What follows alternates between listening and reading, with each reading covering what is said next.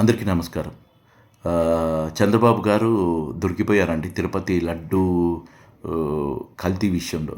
తిరుపతి లడ్డూ ప్రసాదంలో కల్తీ జరిగింది, ఆ అపచారం జరిగింది అని చెప్పి చంద్రబాబు గారు ఒక 4 డేస్ బ్యాక్ రైజ్ చేసిన ఒక సీరియస్ ఇష్యూని ఇప్పుడు ఆయనకే చుట్టుకోబోతుంది.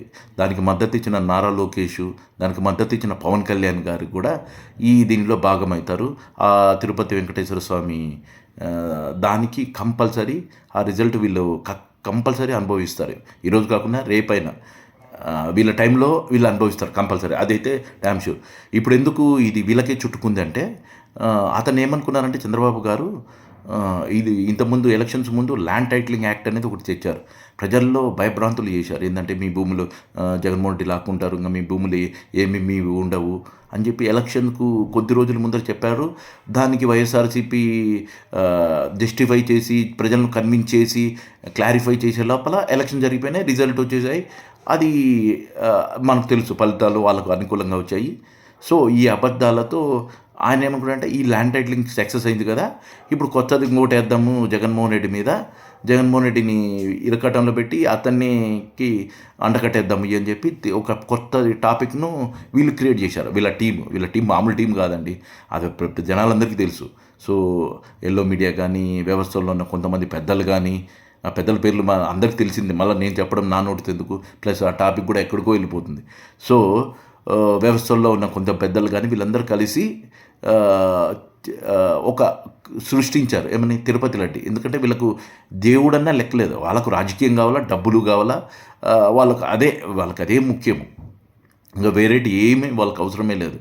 దానికోసము తిరుపతి ఈసారి అన్నీ వాడేసినారు. ఇంకా లాస్ట్కు ఇంతకన్నా దిగజారడని ప్రతి ఒక్కరు అనుకుంటుంటారు, చంద్రబాబు గారు ఇంతకన్నా దిగజారడు. కానీ అది ఎప్పుడూ అది షాకింగ్ చేస్తుంటారు చంద్రబాబు గారు. ఇప్పుడు కొత్తగా 4 రోజుల కిందట చేసింది ఏంటంటే తిరుపతి లడ్డు ప్రసాదంలో అనిమల్ ఫ్యాట్ ఉందని. అసలు ఎంత ఆ మాట మాట్లాడొచ్చా? ఎంత అపవిత్రము అనిమల్ ఫ్యాట్ అంటే. సో మాట్లాడారు. సో 4 రోజుల నుంచి అదే జరుగుతుంది.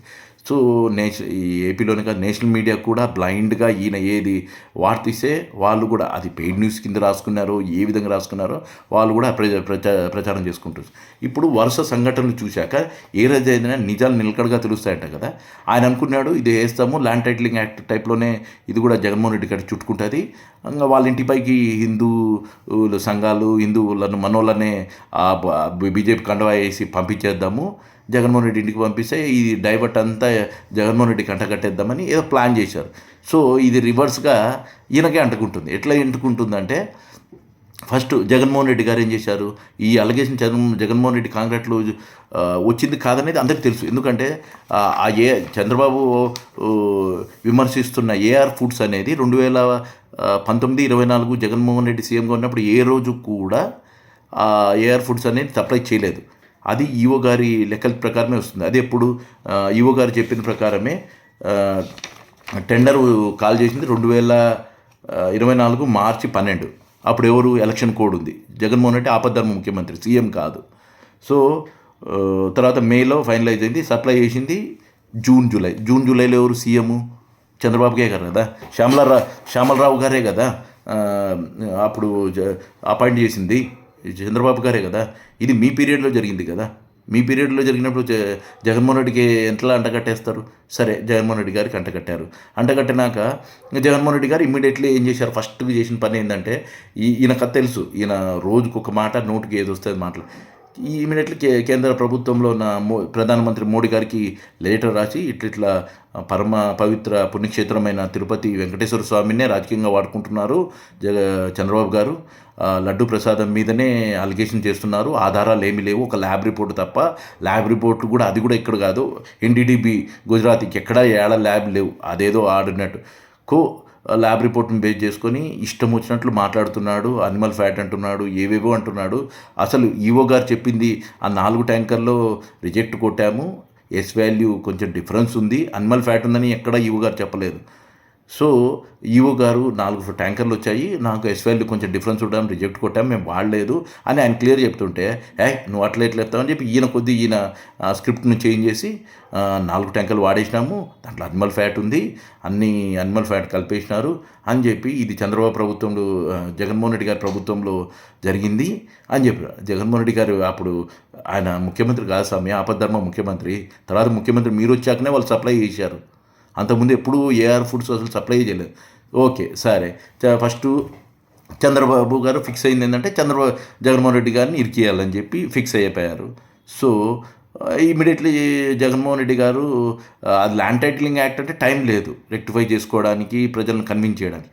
ఇప్పుడు ఏమో 4-5 టైం ఉంది. అంత ఈజీగా ఇది అంత తొందరగా అయిపోయేటట్లు కనపట్టలేదు. ఎందుకంటే ఇది జగన్మోహన్ రెడ్డికి ఒక్కరికే తగులుకోలే. ఇప్పుడు పెద్ద హిందూ సమాజానికి తగులుకుంది, తమిళనాడుకు అంటుకుంది, నార్త్ ఇండియాలో ఎలక్షన్స్ ఉన్నాయి కాబట్టి అక్కడ అంటుకుంది. ఇప్పుడు ఇంకొకటి నేను చెప్తాను 1 by 1. సుబ్రహ్మణ్యం గారు కూడా, సుబ్రహ్మణ్యం గారి గట్ట మీకు తెలుసు కదా, అందరికీ తెలుసు, చాలామందికి చాలా సీనియర్ నాయకుడు. ఎన్డీఏ ప్రభుత్వం మీద ఒంటికాల మీద వెళ్తుంటాడు. మోడీ గారు అంటే డెడ్ అగెనిస్ట్ క్యాండిడేటు. అతను కూడా సుప్రీంకోర్టులో పిల్లేశారు. చంద్రబాబు గారు ఆధారాలు లేకుండా తిరుపతిని అపవిత్రం చేస్తున్నారు, తిరుపతి లడ్డు ప్రసాదాన్ని అపచారం చేస్తున్నారు, అపవిత్రం చేస్తున్నారని చెప్పి సుబ్రహ్మణ్యం గారు కూడా సుప్రీంకోర్టులో పిల్లేశారు.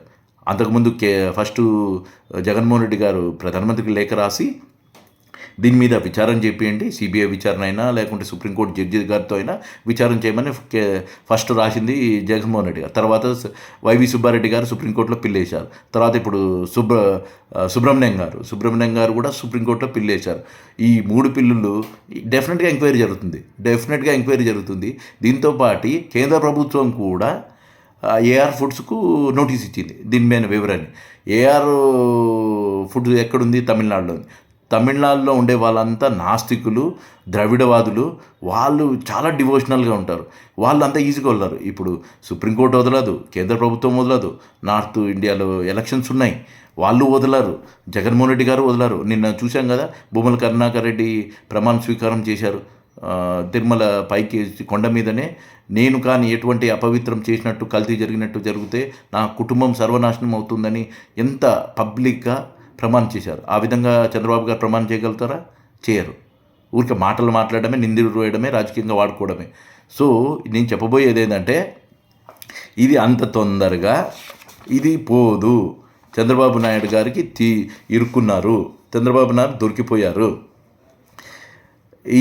ఇది కంపల్సరీ జగన్మోహన్ రెడ్డి గారికి వేసిన నింద, జగన్మోహన్ రెడ్డి గారి మీద వేసిన నిందని ఇప్పుడు కంపల్సరీ విచారణ చేయాలి. ఇంకొకటి విషయం ఏంటంటే, ఇక్కడ ఆసక్తికరమైన విషయాలు, ఎవరైనా ఇది సెన్సిటివ్ కదా, తిరుపతి అంటే చాలా సెన్సిటివ్ కదా. ఒకవేళ అది ఏదన్నా పొరపాటు జరిగినా కానీ నువ్వు విచారణ చేసి అలిగేషన్ చేయాలి. ఒక ల్యాబ్ రిపోర్ట్ని బేస్ చేసుకొని నువ్వు నీ ఇష్టం వచ్చినట్టు మాట్లాడితే ఇంకా విచారణ అవసరం లేదంట. ఒక సిట్ వేసినాడు. ఇప్పుడు ఎందుకంటే ఇంతమంది పోయారు కదా, ప్రధానమంత్రి దృష్టికి జగన్ తీసుకెళ్ళాడు, సుప్రీంకోర్టులో 2 పిల్లులు ఉన్నాయి, ఏఆర్ ఫుడ్ కంపెనీ వాళ్ళకి నోటీసులు ఇచ్చారు. తర్వాత సుబ్రహ్మణ్యం గారు ఇన్వాల్వ్ అయ్యే లోపల ఇంకా వీళ్ళు ఎక్కడ సిబిఐ సుప్రీంకోర్టు జడ్జి వస్తారేమో అనే ఉద్దేశంతో హడావుడిగా సిట్ వేసేసారు. సిట్ అంటే ఎవరు? అతని కింద పనిచేసే ఐజీలే. ఆ పోలీస్ వ్యవస్థ ఏ విధంగా ఉంది అనేది రీసెంట్గా మనం వీడియోలు చేసుకున్నాం కదా, ఏ విధంగా దాసోహమయ్యారు చంద్రబాబు కుటుంబానికి, చంద్రబాబు ఎమ్మెల్యేలకి. దేవాంశుకు కూడా సెల్యూట్ కొడుతున్నారు, చెవుద్దులండి. ఇంకా అందరూ పత్తిపాటి పుల్లారావు గారికి ఏ విధంగా వాడుకున్నారు పోలీసుల్ని. తర్వాత మంత్రి గారు, రాయచోటిలో ఉన్న మంత్రి గారు వాళ్ళ భార్య ఏ విధంగా పోలీసులను.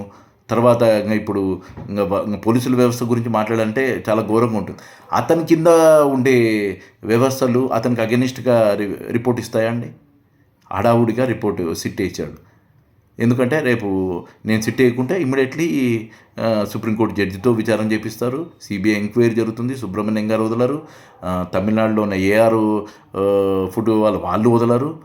అక్కడ తమిళనాడు డివోటీసు వాళ్ళు చెప్పాం, ఇందాక మాట్లాడుకున్నాం కదా, వాళ్ళ నావిస్తుకులు, ద్రవిడవాదులు అంత ఈజీగా వదిలే క్యాండిడేట్లు కాదు.